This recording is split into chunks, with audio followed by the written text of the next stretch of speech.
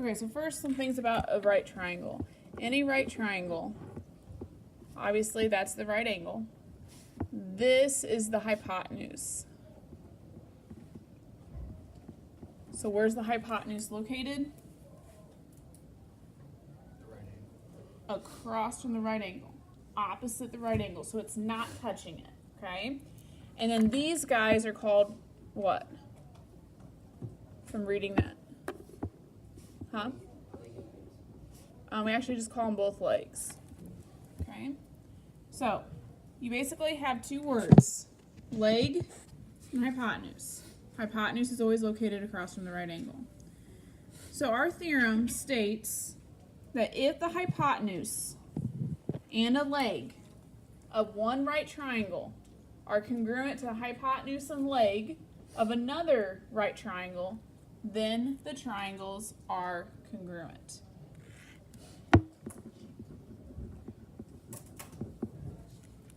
So if you look at our picture here, we have two triangles. It says it's a right triangle, plus the picture shows two right angles. There's a leg congruent to a leg, and there's a hypotenuse congruent to hypotenuse. Well, if you think about that, what type of markings are those?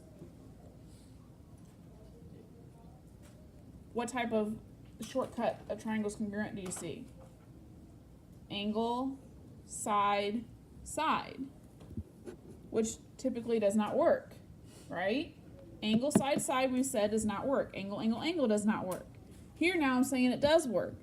It's because right triangles have a different type of ratio that no matter what, whatever this is, those two angles are going to end up being congruent anyway.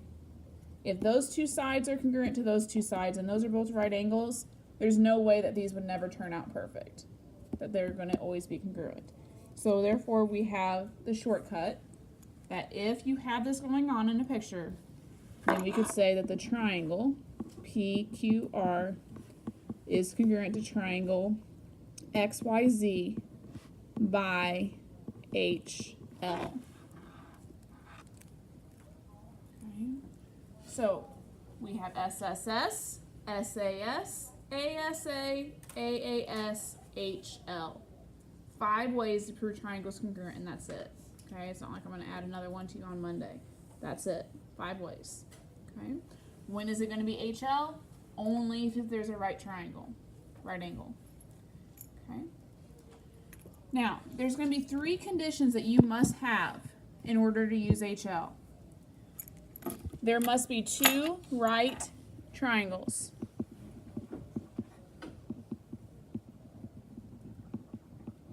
There must be 2 right triangles. The triangles must have congruent hypotenuses. And there must be 1 pair of congruent legs. Those are the 3 conditions to prove triangles are congruent by HL. You got to have that in your proof. Okay. So, let's take a look at just some examples of triangles and determine from the information, is there enough to say HL? So, looking at the first one, what can you automatically mark? Vertical angles.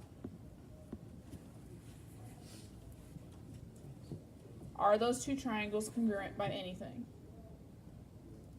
I have 3 pairs of what? Angles. So, we don't know, is there an AAA? Nope, there's no AAA and there's no ASS or SSA.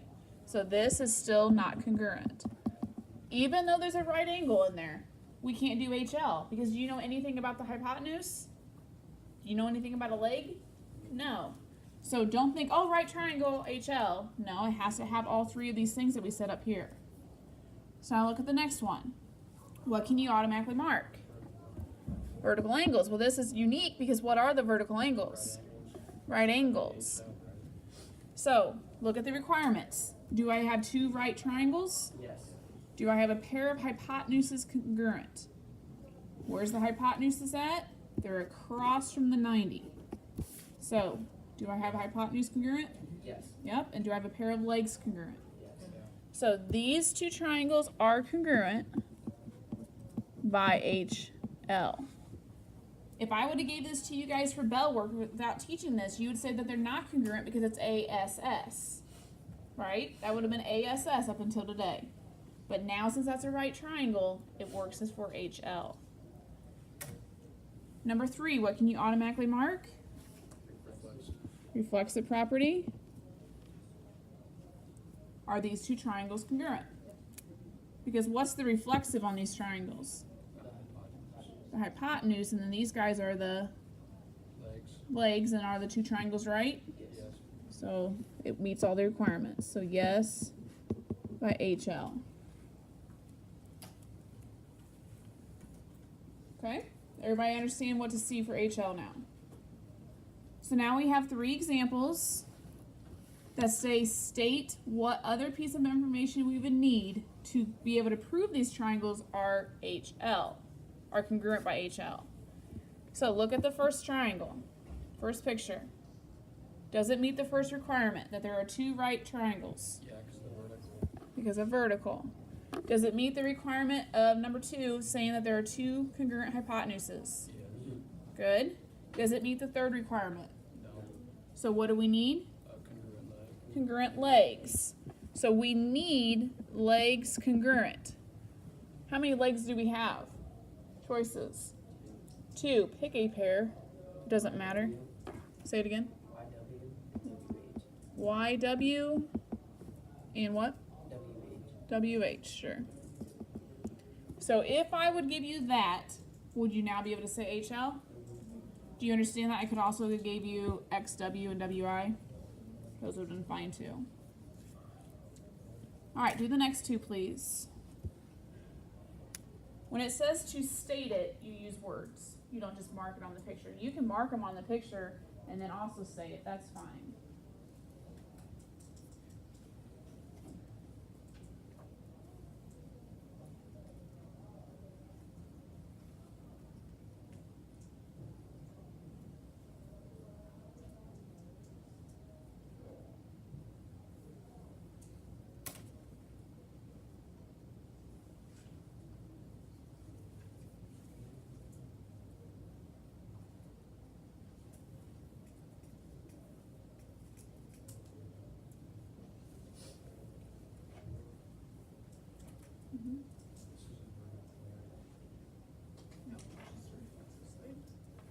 But if it's supplementary. All right, so looking at number 2, do I have a pair of right triangles? Do I have a pair of hypotenuses? No. Do I have a pair of legs? That's good. So where's the hypotenuse at? So we need JI to congruent to what? MN. And I would maybe mark it. If I mark those, does it appear HL? Yeah. Just like on the one previous, if you wanted to mark those, now you can see, oh yeah, it's HL. Number 3. Do you have 2 right triangles? You're able to conclude that because you know that this is what? 180. A straight line, 180. So if that's 90, then by subtraction property with supplementary, that's 90. So boom, 2 right triangles. What else do I have in this picture? Reflexive. Reflexive. So what is that considered? The leg or hypotenuse? Leg. Leg. So now what? And Where's the hypotenuse? GH and GH. GH and HT, isn't it? It's always across from the 90. GH and HT. No, in that case, would it matter? TH. No, that's fine. Like GH and HT. Would that matter? If it's like GH and TH. Yep, that's fine. Alright, so let's see how this looks in a proof. Oh, I forgot about them? How did you forget those? What'd you say? You said that. Okay. So, take a look at your picture. I should have printed these without markings because I don't like having markings already on the picture. So pretend they're not there. All right, let's do the first given. BE bisects AD at C. Do you want to move on or do you want to say something? Definition of bisector. Yeah, I don't like moving on. I like to be able to use that. Definition of bisector. So, find BE. Here's BE. It says that this bisects AD at C. So what will be here? AC and CD. Good. Why would be those? Because AC and CE. BE is kind of like the knife. And so think of my pen as the knife. BE is the knife. And it says it's slicing AD. And so AD is the object getting cut in half. So because we use the bisector, Mm-hmm. that's why AD is congruent. That's why AC and CD are congruent. Yep. If I would have wrote it the other way, if I would have said that AD bisects BE, now BE would be cut in half. Okay. All right, so make sure you put tick marks on your picture for what we just wrote. Move on to the next given. AB is perpendicular to BC. What follows? Definition of perpendicular. Definition of perpendicular. So find AB on your picture. Find BC. Do you see where they meet? Here's AB. Here's BC. Where do they meet at? B. B. So what's true? Angle B is a right. Angle B is a right angle.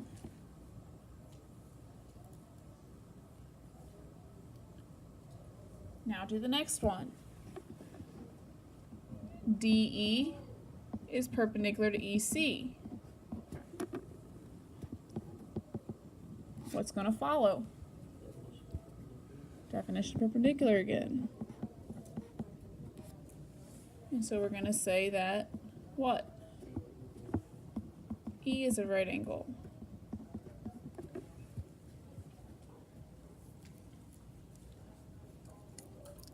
What do you want to do next? Angle B is congruent to angle B. Okay, it is tempting to say B and E are congruent because if two angles are right angles, they are congruent.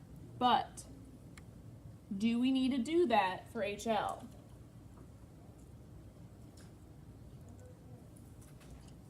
Let's do the next given and then we'll talk about this again. The next given is AB is congruent to DE. And I typically don't have you do this, but I think we want to write it and then we can talk about what we have in our picture. All right, so on your picture, mark what we just said. We said that AB is congruent to DE. What are those? Legs. I want you to write down, and maybe in a different color, or I don't care, write down that those are legs. On the front of your paper, you had 3 requirements that you must do for HL. One was to show legs congruent, wasn't it? What was another thing that it said to do? Congruent hypotenuses. Do we have that? Yeah. Where did we say that at? Up here. So up here I'm going to write down that we just proved hypotenuse. And maybe you want to put congruent. We proved legs congruent, we proved hypotenuse congruent. It's not wrong if you don't do this. I just think it's good thinking. What was the third requirement that we had to have to prove that triangles were congruent by HL? Right angle. Right angles. Now, if you look at your picture right now with those tick marks, see how it's ASS? If I would say that angle B is congruent to angle E, because if two angles are right angles, they are congruent, then you're going down the ASS route. Right now, we got a hypotenuse congruent to hypotenuse, a leg congruent to a leg, and now we just need to say, hey, I got 2 right triangles. Are those right triangles? Have we said they're right triangles? kind of. What did we say about them so far? We've said that they're just right angles. We didn't say that they're right triangles. Well, if a triangle has a right angle, by definition of a right triangle, doesn't that mean that it's there? Okay? So, because of this guy here, and because of this thing here, we can actually go ahead and say that triangle ABC and triangle, it doesn't matter which way you write these, DEC, because you're not saying they're congruent. You're saying that they're both what? Right triangles. And the reason why we can do that is because of definition of right triangles. If I just asked you when you walked into class today, hey, what's a right triangle? You'd say a triangle that has an angle of 90. Didn't we just say that they're 90 up here? So we can say that. This meets the third requirement. 2 right triangles. So because of this guy, and this guy, we can now say that the triangles are congruent by HL.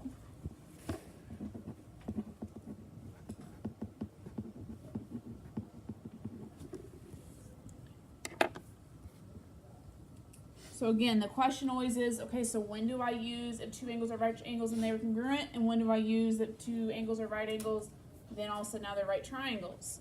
This is when you do it with HL, you don't want the angles congruent. With HL, you don't want the angles congruent. You want right triangles. Okay? Questions about that proof? Alright, so I have some algebra problems that deal with this. Take a look at the first problem, try to work it out. PG. Yeah. Mm-hmm.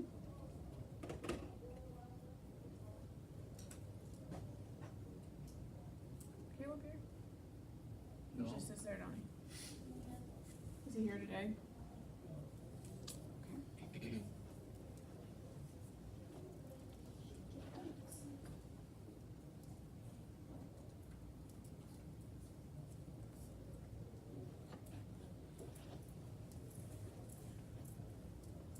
Alright, tell me what we can do on this problem. We can put 2x plus 1 equal to x plus 3. Okay? Can we solve for x there? Subtract x. You get x plus 1 equals 3. Now what? Subtract 1. X is what? 2. What can we do for y now?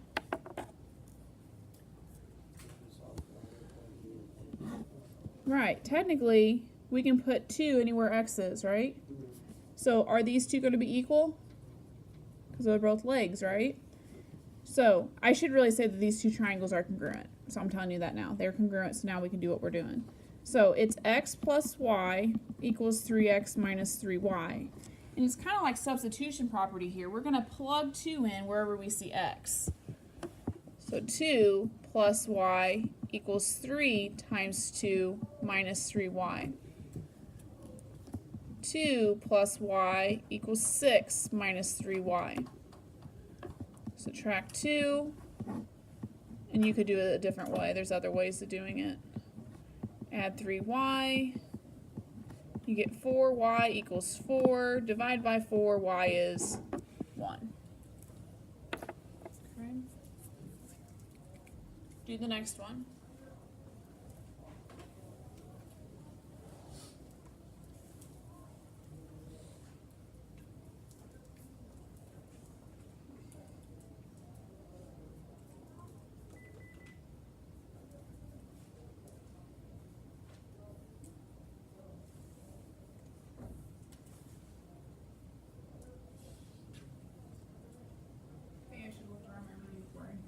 He's not here today. It looks like it's a school event this morning only. So okay.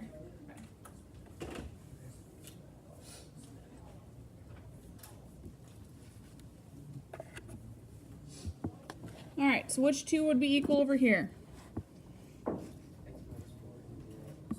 X minus 4 is a leg, and so it matches that leg over there. Y plus 3. Can you solve for that? Can you solve for X or Y there? No. Well, let's see if we can do it on the other one. The other one's what? Can you solve for X or Y there? Huh, what do we do here? You say they're not gonna do it? Not possible, move on. Happy Thanksgiving, right? No. Is it? X equals 2y, so you can substitute 2y in another problem for x. Yeah, it's just like a system problem, right? This is a systems problem, it's just a basic one where you substitute just one letter or one number. This one is still substitution. X is 2y. She said wherever you see X at, put 2y in its place. So 2y minus 4 equals y plus 3. Can you solve for y on that? Yeah. Pick a step. What do you want to do? Minus y? Sure. What's 2y minus y? I'm just going to write y then. Minus 4 equals 3. Now what? Add 4. Y is 7. Can we find out what x is? Yeah, but plug it in. It's pretty easy to plug it in over this way now, isn't it? X equals 2 times 7. X is 14.